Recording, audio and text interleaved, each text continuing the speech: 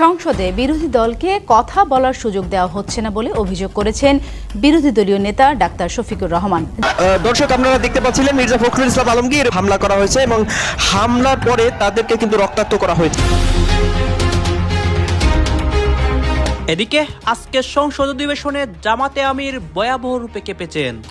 জামাত কর্মীদেরকে সংসদে অপমান করায় জামাত এমপিরা বিএনপির উপর ভয়াবহ আক্রমণ করে নতুন পরিস্থিতি তৈরি করেছে। যেই কারণে এবার মির্জা ফখরুল ইসলাম আলমগীর সাহেবকে সংসদেই গণধোলাই খেয়েছেন। চুক্তি বাতিলের দাবি কেন্দ্র করে নজিরবিহীন সংঘর্ষে জড়ালেন আইন প্রণেতারা। বৃহস্পতিবার পার্লামেন্টের অধিবেশন চলাকালে এ ঘটনা ঘটে। প্রিয় ভাই ও বোনেরা, আমরা সকলেই আলহামদুলিল্লাহ পড়ি। এটি কি কল্পনা করতে পেরেছেন আপনারা কেন এরকম হয়েছে? হ্যাঁ, এইখানে বিরাট একটা বিষয় আছে। বিরোধী রাজনৈতিক দলের ভবিষ্যৎ সরকারি দলের অথবা সরকারি সিদ্ধান্তের উপর নির্ভর করে না, এই জিনিসটা মাথায় রেখে। আওয়ামী লীগের ভবিষ্যৎ কি হবে, আওয়ামী লীগ এসে কি করবে, কি করতে পারবে না পারবে। আমাদের আইনমন্ত্রী এবং স্বরাষ্ট্রমন্ত্রীকে ওপেন চ্যালেঞ্জ দিয়ে গেলাম আজকে। আমি আর শিশি বাংলাদেশ সরকারের যে কোনো মন্ত্রীকে অন রেকর্ড কনস্টিটিউশনের সাথে চ্যালেঞ্জ করে গেলাম, যদি আমাদের সাথে চ্যালেঞ্জ করতে পারেন প্লিজ কাম অন দ্যাট। আজ এক ঐতিহাসিক বিজয় অর্জন করেছে। এত বড় বিজয় যা মানব ইতিহাসে গত 240 বছরের ইতিহাসে কখনো দেখা যায়নি। রাতারাতি পুরো গেম এমন ভাবে পাল্টে দিয়েছে যে প্রথমবারের মতো আসল খেলাটা হলো আজকের সংসদ অধিবেশনে জামাতে ইসলামী বিশাল খেলা দেখিয়েছে। আপনারা দেখেছিলেন জামাতে আমির একটি প্রতিবাদ করেছিলেন তাকে কম সময় দেওয়ার কারণে, কারণ বিএনপির এমপিদেরকে সংসদের মধ্যে বেশি সময় দেওয়া হয় এবং জামাতের এমপিদেরকে কম সময় দেওয়া হয়। এইটাকে কেন্দ্র করেই বিশাল একটি ঝামেলা তৈরি হয় এবং সংসদের মধ্যে নতুন কয়েকটি ঘটনা ঘটে। আপনারা দেখতে পারবেন এইটাকে কেন্দ্র করে যা যা হয়েছে সংসদে, এবং এই নিয়ে আজকে মির্জা ফখরুল ইসলাম আলমগীরও যে বিপদে পড়েন সেইটাও দেখতে পারবেন। আসুন দর্শক শ্রোতা, আমরা কথা বাড়াবো না, আমরা সরাসরি ভিডিওর মূল আলোচনায় চলে যাব। দেশের সকল রাজনীতির আপডেট এবং সংসদের অনেক বক্তব্যের মাধ্যমে সকল রহস্যগুলো আপনাদের সামনে এক এক করে উন্মোচন হবে। সংসদে বিরোধী দলকে কথা বলার সুযোগ দেওয়া হচ্ছে না বলে অভিযোগ করেছেন বিরোধী দলীয় নেতা ডাক্তার শফিকুর রহমান। জবাবে 3 গুণ সময় দেওয়ার পরও বিরোধী দল এমন অভিযোগ করছে বলে মন্তব্য করেছেন স্বরাষ্ট্রমন্ত্রী সালাহউদ্দিন আহমেদ। এদিকে বিরোধী দলের আপত্তির মুখে সংসদে জাতীয় মানবাধিকার কমিশন রহিতকরণ ও পুনর্প্রচলন বিল এবং সুপ্রিম কোর্ট সচিবালয় রহিতকরণ বিল সংসদে পাশ হয়েছে।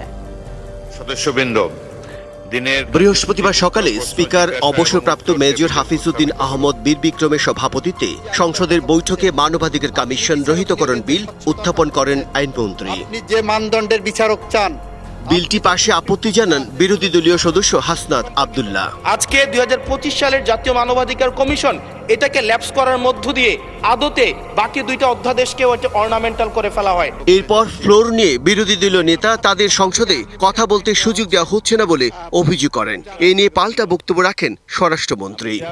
একদিকে 2 মিনিট সময়, এই সময়ের ভিতরে কিছুই বলা সম্ভব না যারা উত্থাপন করছেন তাদেরকে। তাইলে ডিবেট কোথায়? আমরা তো কোনো ডিবেট দেখছি না এখানে। সেই ডিবেটের সুযোগ যদি না থাকে, মাননীয় স্পিকার এখানে বসে আমাদের লাভ কি? নিয়ম হলো বিশেষ কমিটির রিপোর্টে যেখানে যেখানে নোট অফ ডিসেন্ট দেয়া হয়েছে সেই বিলগুলো আমরা আজকে থেকে আনা শুরু করছি।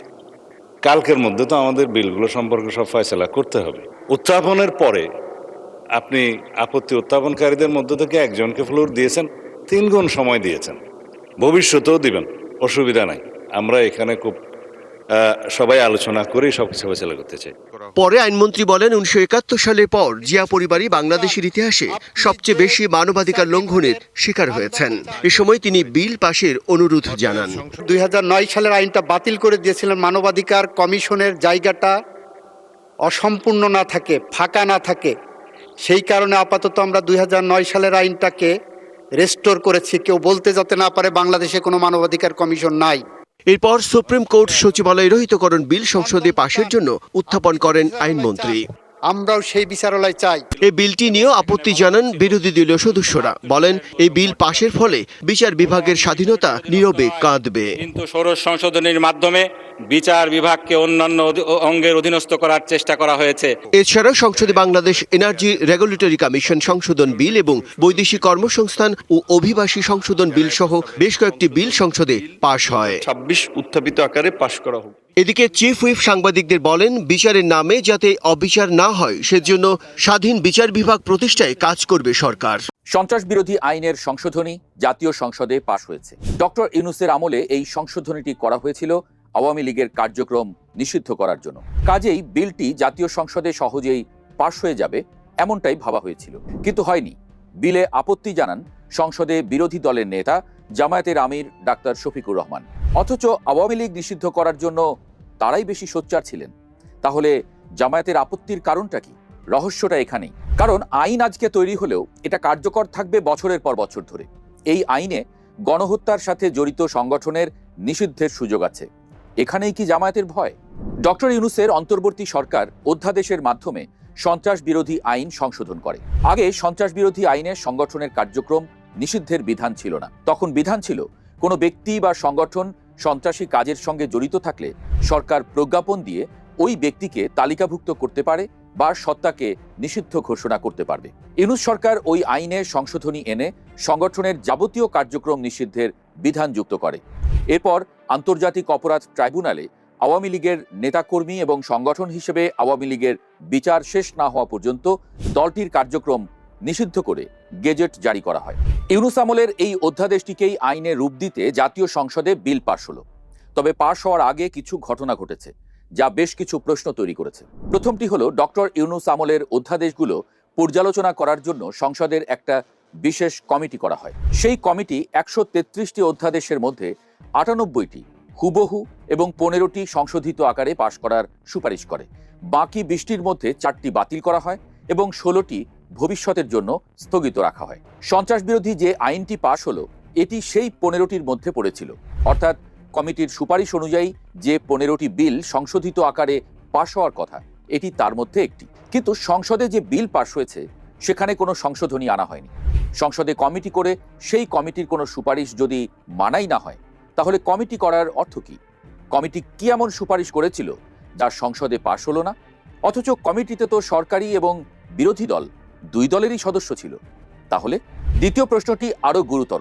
বিল পাশ হওয়ার কয়েক মিনিট আগে বিলটি নিয়ে আপত্তি জানান সংসদে বিরোধী দলীয় নেতা জামায়াতের আমির ডাক্তার শফিকুর রহমান। তিনি বলেন, এটি একটি স্পর্শকাতর আইন।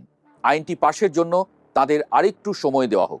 সংসদীয় গণতন্ত্রের নিয়ম অনুসারে সংসদ না থাকলে যে অধ্যাদেশ জারি করা হয় তা সংসদ বসার 1 মাসের মধ্যেই পাশ করিয়ে নিতে হয়। সেই হিসাবে 1 বছর আগে যে সংশোধনীটি আনা হয় সেটি জামায়াতের আমির সহ সবাই 1 বছর ধরেই পর্যালোচনা করার সুযোগ পেয়েছেন। সংসদ বসার পর যে বিশেষ কমিটি করা হয় তাতে গাজী নজরুল ইসলাম, রফিকুল ইসলাম খান সহ জামায়াতের বেশ কয়েকজন এমপি আছেন। তারা এতদিন বিষয়টি দেখলেন না কেন? আসল কথাটি অবশ্য বলেছেন স্বরাষ্ট্রমন্ত্রী সালাউদ্দিন আহমদ। বিলটি উত্থাপনের সময় তিনি বলেন, বিলটি গণহত্যাকারী সন্ত্রাসী সংগঠনের নিষিদ্ধকরণ সংক্রান্ত সংশোধনী। আগের যে সন্ত্রাস বিরোধী আইন ছিল তা সংশোধনের জন্য। এখানেই জামায়াতের যত ভয়।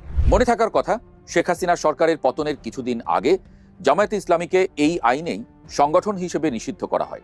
যেসব যুক্তিতে জামায়াতকে তখন নিষিদ্ধ করা হয়, ভবিষ্যতে কোনো সরকার চাইলে ওই যুক্তিতেই জামায়াতকে আবারও নিষিদ্ধ করতে পারে। অবিশ্বাস্যভাবে সিভিল সোসাইটি বিএনপি সরকারের বিরুদ্ধে চলে গেল।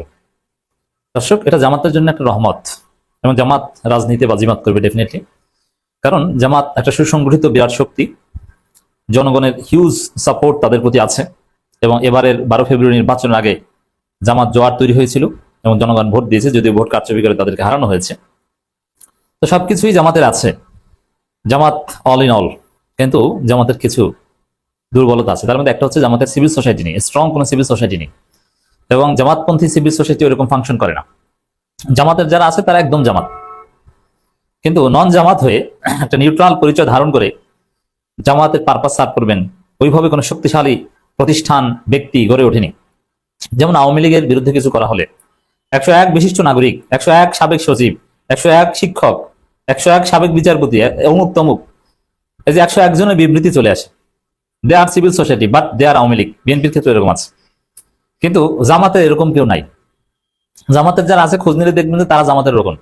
যিনি জামাতের রোকন তিনি সিভিল সোসাইটি, এটা একটা দ্বিমুখী নীতি হয়।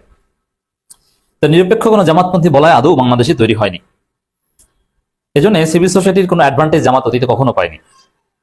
দিস ইজ ফার্স্ট টাইম জামাত প্রতিষ্ঠিত সিভিল সোসাইটি অ্যাডভান্টেজ পেতে যাচ্ছে। কিভাবে? বিএনপি সরকারের যে অপকর্ম, বিচার বিভাগকে দলীয়করণ করার যে প্রচেষ্টা, সংস্কারকে বাধাগ্রস্ত করা, গুম অধ্যাদেশ বাতিল করে গুমের বৈধতা উৎপাদন করা, এরকম নানান অপকর্ম যেগুলো করছে, ভয়াবহ দুর্নীতি, অব্যবস্থাপনা, এগুলোর বিরুদ্ধে সিভিল সোসাইটি কথা বলবে, এটা অনিবার্য। এখন সিভিল সোসাইটি জামাতের পক্ষে বলবে না, কিন্তু জামাত যেহেতু এখন প্রধান বিরোধী দল, আর গণতান্ত্রিক রাজনীতিতে এটাই বাস্তবতা যে সরকারের বিরুদ্ধে বললে সেই অ্যাডভান্টেজটা প্রধান বিরোধী দলই পায়। অটোমেটিক্যালি ফল বিরোধী দলের ঘরে চলে যায়। কোর্ট দুইটা, এপাশ ওপাশ, লেফট সাইড রাইট সাইড। অতএব আপনি লেফট সাইডের বিরোধিতা করলে ফলাফল রাইট সাইডে যাবেই, অন্য কোনো কোর্ট নাই। এই জন্য সিভিল সোসাইটি এখন বিএনপির বিরুদ্ধে কার্যত জেগে উঠেছে। যেমন অ্যাক্টিভিস্ট শহীদুল আলম বর্তমানে বাংলাদেশের সবচেয়ে ব্যক্তিভিত্তিক পাওয়ারফুল সিভিল সোসাইটি অ্যাক্টিভিস্ট। তিনি বিএনপি সরকারের বিরুদ্ধে সিরিয়াসলি নেমেছেন। বিএনপি সরকারের পতনের বয়ানও তিনি তুলে ধরছেন। হ্যাঁ, বিএনপি যদি সংস্কার করে জুলাই সনদ মানে, দ্যাট উড বি ডিফারেন্ট, কোনো সমস্যা নেই। আমাদের আইনমন্ত্রী এবং স্বরাষ্ট্রমন্ত্রীকে ওপেন চ্যালেঞ্জ দিয়ে গেলাম আজকে, আমি আর শিশির বাংলাদেশ সরকারের যে কোনো মন্ত্রীকে অন রেকর্ড কনস্টিটিউশনাল ইস্যুতে চ্যালেঞ্জ করে গেলাম, যদি আমাদের সাথে চ্যালেঞ্জ করতে পারেন প্লিজ কাম অন ডেস্ক। আমি আর শিশির বাংলাদেশ সরকারকে চ্যালেঞ্জ করে গেলাম on constitution, please come to talk about the constitution and history. দেখি আপনারা পারেন কিনা, সাহস থাকলে আইসেন ডাকতে। আপনাদের কার কতটুকু কনস্টিটিউশনাল নলেজ আছে, কনস্টিটিউশনাল ডেপথ আছে, উইড লাইক টু সি ইট। আমি একটা রাষ্ট্র বানাতে চাই, যেই রাষ্ট্রটা আমার স্বপ্নের যে বড় হবে, আকাশ সমান হবে, তেমন একটা রাষ্ট্র চাই। সেই রাষ্ট্রটা শেখ মুজিব আওয়ামী লীগ করতে পারে নাই বলে তার হীনমন্যতা। এক্স্যাক্টলি দেখবেন বিএনপি নেতাদের মধ্যে, সে 24-এর আয়নায় যখন তাকায় বিএনপির কোনো মিছিলের ছবি নাই। সে যখন 24-এর আয়নায় তাকায় বিএনপির ব্যানার ধরা কোনো মিছিল নাই। সে যখন 24-এর আয়নার দিকে তাকায় ছাত্র তরুণদের সাথে একসাথে বিএনপির নেতারা মিছিল করছে, তেমন কোনো প্রতিবাদের ঝড় নাই, বরং তারা অন রেকর্ড বলেছিল এটার সাথে আমরা নাই। এই হীনমন্যতা বিএনপি তারা করে ফেলছে। যে যখনই 24-এর আয়নায় তাকায় সে এনসিপি কে দেখে, এবি পার্টিকে দেখে, তরুণদেরকে দেখে, নাম না জানা 1400 শহীদকে দেখে, 26,000 আহত মানুষকে দেখে, 600 অন্ধকে দেখে, কিন্তু সে বিএনপি কে খুঁজে পায় না। এই হীনমন্যতা তাকে 24-এর জায়গা থেকে তাড়া করে ফিরছে। এবং এক্স্যাক্টলি তার নেতারা 71-এর মতো পালায়া ছিল, জেলে ছিল, তা না হলে বিদেশে ছিল। Exactly same phenomena. মনে হচ্ছে 71 নতুন করে 24-এ আবার নতুন করে রিস্ক্রিপ্টেড হয়েছে for the nation to remember. এই হীনমন্যতা যদি বিএনপি উঠাইতে না পারে, এটার কারণ হচ্ছে আজকের আমাদের লাইনের ফ্রেন্ডরা, আইনমন্ত্রী, আমাদের ডিপার্টমেন্টের বড় ভাইরা, আমাদের স্বরাষ্ট্রমন্ত্রী, ওনারা আমাদেরকে প্রত্যেক দিন আইন শেখায়, অ্যাজ ইফ বাংলাদেশে ওনাদের মতো আইন বোঝা মানুষ আসলে নাই।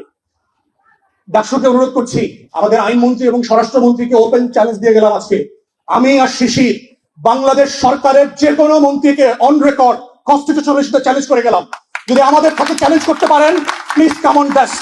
আমি আর শিশির বাংলাদেশ সরকারকে চ্যালেঞ্জ করে গেলাম on constitution, please come to talk about the constitution and history. দেখি আপনারা পারেন কিনা, সাহস থাকলে আইসেন ডাকতে। আপনাদের কার কতটুকু কনস্টিটিউশনাল নলেজ আছে, কনস্টিটিউশনাল ডেপথ আছে, উইড লাইক টু সি ইট। বাংলাদেশে বোগাস আর্গুমেন্ট দিচ্ছেন পার্লামেন্টে, বোগাস মিসলিড করছেন, মিথ্যাচার করছেন। ঘুমের ব্যাপারে দেখলাম আইনমন্ত্রী প্রপারলি মিসলিড করেছে। And it is a breach of oath, it should be dismissed. বিরোধী রাজনৈতিক দলের ভবিষ্যৎ সরকারি দলের অথবা সরকারের সিদ্ধান্তের উপর নির্ভর করে না, এই জিনিসটা মাথায় রেখে। আওয়ামী লীগের ভবিষ্যৎ কি হবে, আওয়ামী লীগ এসে কি করবে, কি করতে পারবে না পারবে, এটা বিএনপি সরকারের উপর নির্ভর করে না, এটা আওয়ামী লীগের কর্মী সমর্থকদের উপর নির্ভর। এখন যদি আওয়ামী লীগ ফেরে, নিজের জোরে ফিরবে। এখন আওয়ামী লীগ কিন্তু অনুগ্রহে ফিরবে না। যদি আওয়ামী লীগ ফিরে, আওয়ামী লীগের কারো কাছে কোনো কৃতজ্ঞতা থাকা দরকার হবে না, বলতে হবে না যে তোমরা আমাদের ফিরিয়েছো, অথবা তোমাদের প্রতি আমি কৃতজ্ঞ, এটা বলতে হবে না। এখন আওয়ামী লীগ নিজ দায়িত্বে ফিরবে। দ্বিতীয় কথা হলো যে আওয়ামী লীগের যারা নেতা আছেন, যারা আওয়ামী লীগটাকে পথে বসাই দিয়ে গেছে, যে সমস্ত তথাকথিত নেতা, বিশাল বিশাল শক্তিকার, এক একটা মহির হিমালয় পর্বতের মতো এক এক অবস্থানে, সেই নেতাদের কামসা হয়ে গেছে। ওই নেতারা কিন্তু এমনিও দেশে ফিরতে পারতো না, এই দেশের মানুষ ওদেরকে নিত না, দেশের মানুষ ওনাদেরকে নিত না। ওনারা কিন্তু এই অনুগ্রহটা চায়, ওই নেতারা কিন্তু বিএনপির কাছে অনুগ্রহটা চায় যে আপনি আমাদেরকে আসতে দেন। আর যে এই দেশে যে অগণিত আওয়ামী লীগের নেতাকর্মী আছে, কর্মী সমর্থক আছে, তারা কিন্তু কারো কাছে অনুগ্রহ চায় না রে ভাই। তারা এভাবে তারা নিজেরাই নিজেদের অবস্থান তৈরি করেন, কিন্তু অন্তর্বর্তীকালীন সরকারের বিচার করবে না। যেটা আমরা আগে দেখেছি যে আওয়ামী লীগ বিএনপি সরকারের বিচার করেছে, বিএনপি সরকারের নেতা যে যারা নাকি ছিল মন্ত্রী ছিল তাদের বিচার করেছে, কিন্তু 111 যারা কুশীলভ ছিল তাদেরকে প্রাইজ পোস্টিং দিচ্ছে, তাদের কিন্তু বিচার করে না। কাজেই বিএনপি সরকারের মাধ্যমে অন্তর্বর্তীকালীন সরকারের কোনো উপদেষ্টার কোনো খুব একটা বিচার হবে অথবা তাদের প্রশ্নের মুখে তোলা হবে, এটা আমার কাছে মনে হয় না। আমন্ত্রণ জানাচ্ছি প্রিয় দর্শক, মানচিত্রের নিয়মিত আয়োজন কথোপকথনে আজকে আমাদের সঙ্গে অতিথি হিসেবে যুক্ত রয়েছেন সিনিয়র সাংবাদিক এবং কলামিস্ট মাসুদ কামাল। সাংবাদিক মাসুদ কামাল, আপনাকে স্বাগত জানাচ্ছি আমাদের অনুষ্ঠানে। আমি প্রথমে একটু জানতে চাই আপনার কাছে যে অন্তর্বর্তী সরকারের আপনারা তো দেখলেন এখানে কি কথা হচ্ছে, অনেকে কিন্তু অনেক কথা বলতেছে, অনেকে আলোচনা করতেছে, অনেকে সমালোচনা করতেছে। বিশেষ করে এখানে আমরা দেখতে পাচ্ছি যে সংসদ অধিবেশনের বিষয়কে কেন্দ্র করে অনেক কথা হচ্ছে এবং সংসদে যে জামাতে আমিরকে সময় দেওয়া হয় না বা দেশের রাজনীতির প্রেক্ষাপট নিয়ে সবাই সবার মন্তব্য এখানে প্রকাশ করতেছে। গাইজ, এই বিষয়গুলো দেখে এবং দেশের রাজনীতির প্রেক্ষাপটগুলো নিয়ে আপনার মন্তব্য কি? আপনার গুরুত্বপূর্ণ মন্তব্যটা অবশ্যই আপনারা আমাদের কমেন্ট বক্সে লিখে যাবেন।